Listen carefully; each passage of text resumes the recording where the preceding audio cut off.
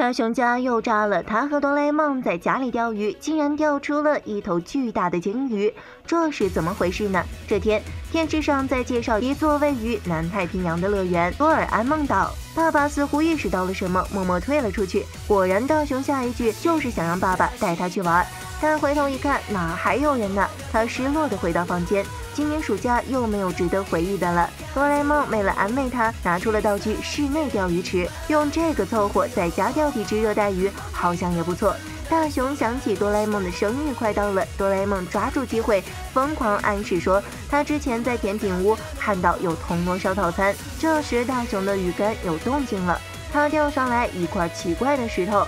哆啦 A 梦用时光包袱巾包住石头，掀开后发现这是一个漂亮的陶笛，大雄吹了一下，结果有声音从水里传来，水面翻滚起来。哆啦 A 梦刚想收起池子，结果一只巨大的鲸鱼直接冲上来，穿透了大雄家的屋顶。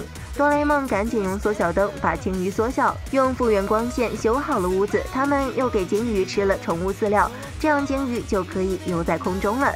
哆啦 A 梦对鲸鱼的出现很在意，他拿起陶笛研究，而大雄已经带着新宠物去跟小伙伴们炫耀了。小夫嘲笑大雄一个人啥事也办不成，不过他被鲸鱼喷了一脸。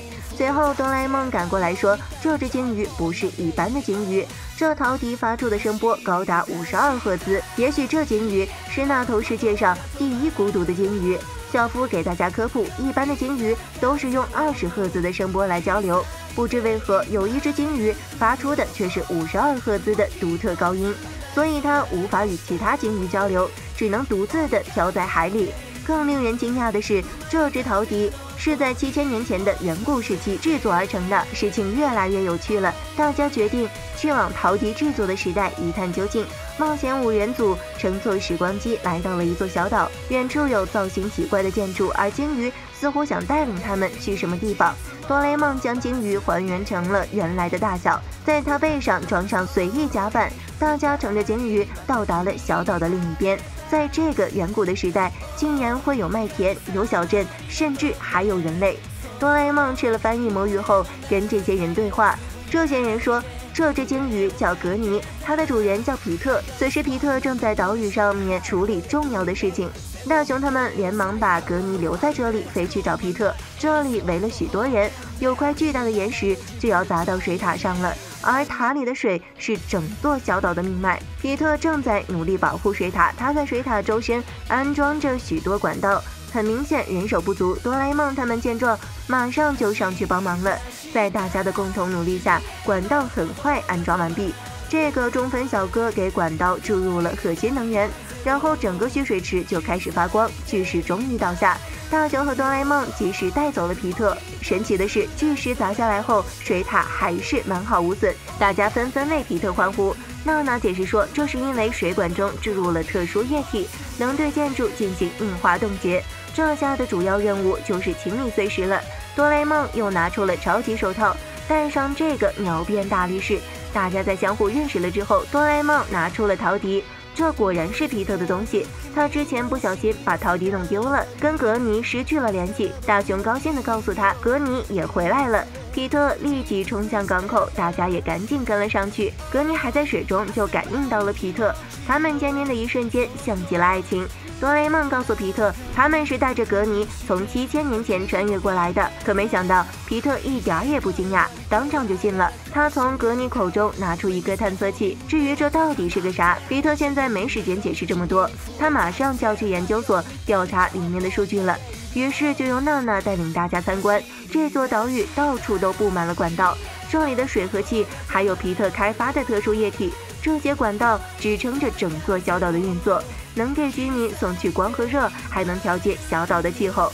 晚上，居民为大雄他们举办的欢庆宴会，不仅有美食，还有美女。大雄他们看的眼睛都直了，但静香对他的反应似乎不太满意。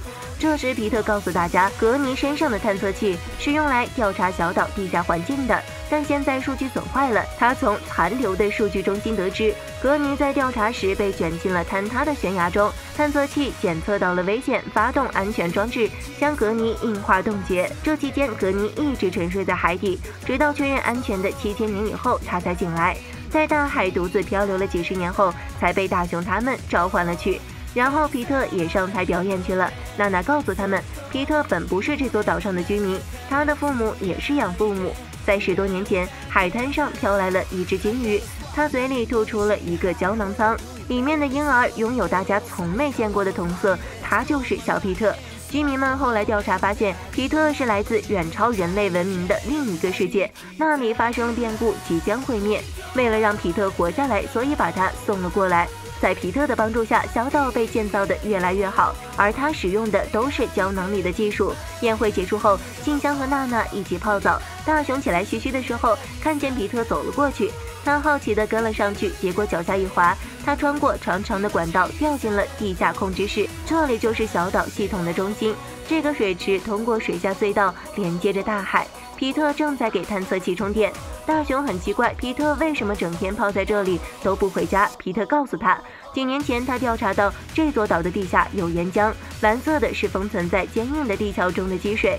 如果这些积水受到外力碰到了岩浆，整座小岛就会有爆炸的危险，所以他要时刻守在这里，不能像大雄一样自由自在的玩。这么一对比，大雄觉得自己很没用，只知道玩。皮特连忙向他道歉，并拿出自己的祖传吊坠，跟大雄说起自己的家人，他也想家，他一点也不坚强，但他要报答这座小岛的居民对他的养育之恩。第二天，哆啦 A 梦想帮忙找到皮特出生的地方，但他研究了一下，发现难度很大，即使是时光电视机也办不到，因为他们根本就不知道那个国家究竟在哪里，在什么年代。然而大雄听了一半就跑了。此时皮特研究了格尼带来的最新数据，发现这座小岛很可能马上就要沉入海底了。他叫大雄立刻离开。另一边，小伙伴们还在晒日光浴、摘果子。突然，小岛开始震动，警钟响起，港口传来集合的信号。皮特用广播通知大家快点逃离，然后他自己留在控制室，准备像保住水獭一样让岛冻结。但这方法也只能拖一小会儿，给大家争取逃生的时间。大雄当然不会丢下他一个人跑。这时控制室也发生了坍塌，大雄彻底出不去了。哆啦 A 梦他们来到港口，但逃生的船完全不够。他用道具复制镜复制随意甲板帮大家逃离，然后拿出钓鱼池，让胖虎和小夫钓出海豚。这时有人发现皮特和大雄都被困在控制室里。经过大雄和皮特的共同努力，暂时冻结了小岛，帮大家争取了时间。哆啦 A 梦和娜娜用了试引灯后，跟着格尼一起从海底潜入控制室救人。皮特很愧疚，把大雄也卷进来了，但大雄却很乐观，他坚信哆啦 A 梦和格尼一定会来的。他们轮流吹着陶笛呼唤格尼，但通往控制室的唯一道路也被堵住了。格尼吃下哆啦 A 梦给的结石药丸后，瞬间变得头铁，一下子就把碎石撞开了。终于，他们顺利抵达了地下控制室。救出大雄和皮特后，他们又赶紧往外游，不断有碎石砸过来。前面的通道又被堵住了，结石药丸也失效了。在千钧一发之际，胖虎和岛上的居民一起帮忙，把格尼吊了上来。不过这也多亏了哆啦 A 梦实现留给胖虎的道具超级手套，所有人都平安无事。在他们逃出岛的一瞬间，小岛就沉没了。居民们看着以前赖以生存的家园，不由得有些伤感。随后，哆啦 A 梦用卫星帮他们找到了一个新的大型无人岛。这座岛是鲸鱼形状的，上面物产丰富，很适合居住。大雄想继续帮忙，但皮特拒绝了。接下来的路就是他们要面对了，他们可以靠自己的力量去新的岛屿。至于他的故乡到底是哪里，皮特决定不再拘泥于过往了，毕竟刚搬家，未来还有许多事要忙呢。见皮特这么坚持，大雄也妥协了。哆啦 A 梦他们不舍得告别了这些新朋友，大家回去后给哆啦 A 梦过了生日，大雄真的送了他铜锣烧全品套餐。